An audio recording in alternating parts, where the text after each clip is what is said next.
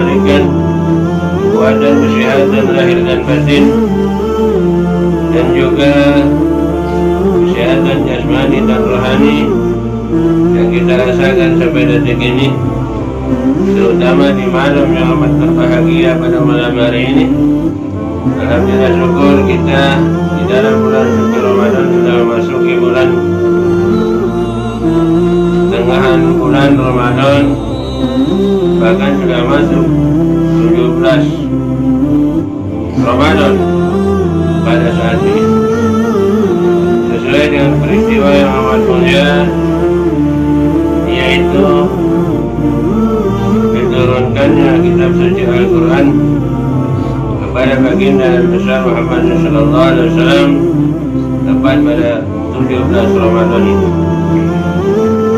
Oleh karena itulah patut bagi mukmin muttaqin kita selalu bersyukur kepada Allah Subhanahu wa Ta'ala bahwa kita sampai hari ini masih diberinya kesehatan, kesehatan lahir dan batin, kesehatan jasmani dan rohani, sehingga kita masih diberinya kekuatan untuk melaksanakan ibadah saum atau ibadah puasa di bulan Ramadan ini, sehingga sampailah kepada malam hari ini, yaitu malam 17 Ramadan yang peristiwa diturunkannya Al-Quran, diwahyukannya kepada baginda Nabi besar Muhammadin sallallahu alaihi wasallam pada tanggal 17 Ramadan. Dan juga bagi warga negara Indonesia, bertepatan kemerdekaan pun negara Indonesia ya terlaksana pada 17 Ramadan, proklamirkan karena bangsa Indonesia yang diwakili oleh Soekarno dan Hatta, yaitu pada tanggal 17 Ramadan. Jadi 17 Ramadan itu termasuk kemuliaan terutama bagi umat Islam yang memperingati turunnya kitab suci Al-Quran yang dimulai dari surat Al-Alaq yang berbunyi, yang sudah sama-sama kita hafal, yaitu dalam firman-Nya Allah Subhanahu wa Ta'ala menerangkan, Bismillahirrahmanirrahim, Iqra bismi rabbikal ladzi khalaq, khalaqal insana min 'alaq, Iqra wa rabbukal akram, alladzi 'allama bil qalam, 'allamal insana ma lam ya'lam. Yang pertama yaitu 5 ayat dari surat Al-Alaq yang artinya Iqra bismi rabbikal ladzi khalaq, bacalah dengan menyebut nama Tuhanmu yang menciptakan.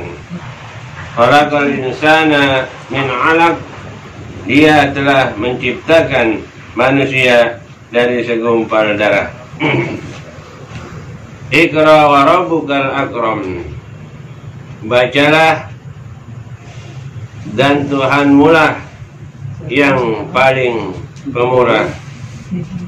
Alladzi 'allama bil qalam, yang mengajar atau kepada manusia dengan perantaraan kalam. 'Allamal insana ma lam ya'lam, dia mengajarkan kepada manusia apa yang tidak diketahuinya. Kemudian dari surat lain Allah menjelaskan yang sudah populer setiap bulan Ramadan yang sering dikumandangkan dalam peringatan-peringatan nuzulul Quran atau peringatan turunnya Al-Quran.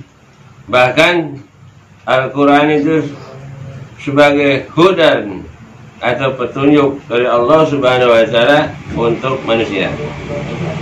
Seperti dalam ayat berikut ini, Bismillahirrahmanirrahim, Syahrul Ramadan alladzi unzila fihi al-Qur'an hudan lin-nasi wa bayyinatin minal huda wal furqan. Faman syahida minkum asy-syahra falyasum, faman kana maridan aw ala safarin fa iddatun min ayyamin ukhra. Yuridullahu bikumul yusra wa la yuridu bikumul usra wa litukmilul iddata wa litukabbirullaha ala ma hadakum wa la'allakum tashkurun. Yang artinya beberapa hari yang ditentukan itu ialah bulan Ramadan, bulan yang di dalamnya diturunkan atau permulaan Al-Quran sebagai petunjuk bagi manusia dan penjelasan mengenai petunjuk itu dan pembeda antara yang hak dan yang batil. Karena itu barang siapa di antara kamu hadir atau di negeri tempat tinggalnya di bulan itu, maka hendaklah ia berpuasa pada bulan itu. Dan barang siapa sakit atau dalam perjalanan lalu ia berbuka, maka wajiblah baginya berpuasa sebanyak hari yang ditinggalkannya pada hari-hari yang lain.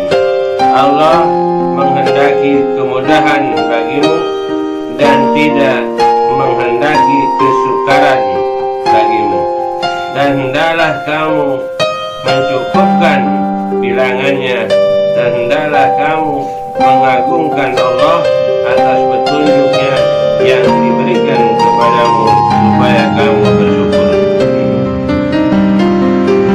Nah, itulah Quran diturunkan kepada umat manusia melalui baginda Nabi besar Muhammad SAW. Al-Quran itu sebagai hudan linnas, petunjuk kepada manusia untuk bisa membedakan mana yang baik dan yang buruk. Itulah sebagai petunjuk yang harus kita amalkan dalam meningkatkan keimanan dan ketakwaan kita kepada Allah Subhanahu wa Ta'ala. Berkat adanya bulan Ramadan ini, maka seyogianya bagi kita kesempatan yang paling baik ini mempelajari Al-Quran dan mengamalkannya Al-Quran dalam kehidupan kita sehari-hari.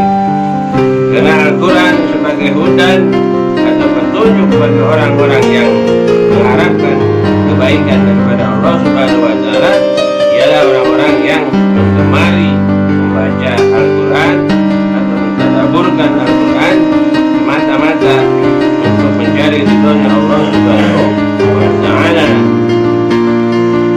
Jadi kesempatan mempelajari Al-Quran di bulan suci Ramadan ini sesuai dengan bulan turunnya kitab suci Al-Quran. Maka dari itu kalau orang malas-malasan membaca Al-Quran, alangkah tololnya. Sebab ibadah membaca Al-Quran itu pahalanya sangat besar. Dan Ramadan satu persatunya huruf itu membawa keberkahan, membawa kebaikan kepada si pembacanya. Lebih-lebih si pembacanya benar-benar mengartikan daripada ayat-ayat tersebut, kemudian mengamalkan. Khairun nas man ta'allama al-Quran wa amaluhu.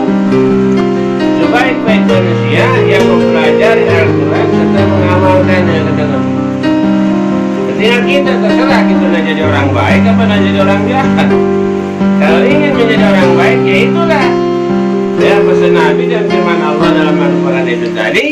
Lebih-lebih di bulan Ramadan ini kita meningkatkan amaliyah, meningkatkan amal-amal soleh, sehingga berlipat gandalah pahala yang didapatkan oleh orang-orang tersebut dengan niat semata-mata mencari ridhonya Allah Subhanahu wa Ta'ala. Dengan niat lillah, yaitu kita sadar mendapatkan pertolongan daripada Allah Subhanahu wa Ta'ala. Kemudian juga di Rasul mengikuti tuntunan Rasul, dan kita sadar berkat syafaat Rasulullah Sallallahu Alaihi Wasallam kita bisa membedakan mana yang baik dan yang buruk. Itu berkat syafaatnya Rasulullah. Karena Rasulullah diturunkan ke muka bumi ini, dalam Al-Quran dijelaskan wa ma arsalnaka illa rahmatan lil alamin. Yang diutusnya Muhammad ke dalam dunia ini melainkan untuk menjadi rahmat bagi seluruh alam.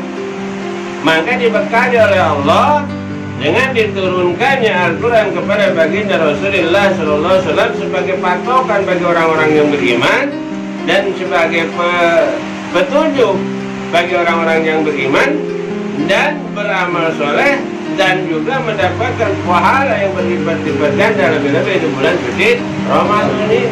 Maka patut bagi kita seorang mukmin selalu bersyukur atas nikmat yang diberikan Allah yang tidak diberikan kepada orang-orang lain. Dengan mempelajari Al-Quran sebagai kitab sucinya umat Islam yang mendapatkan pahala daripada Allah Subhanahu wa Ta'ala, satu persatunya huruf pun kalau kita membaca dengan niat bila Rasul semata-mata mengharapkan ridha Allah, dengan benar membacanya, apalagi mengerti daripada maksudnya dan juga bisa mengamalkan daripada isinya, itu lebih baik lagi. Maka kita pelajari dan kita gali mana kebaikan-kebaikan terutama di bulan suci Ramadan ini.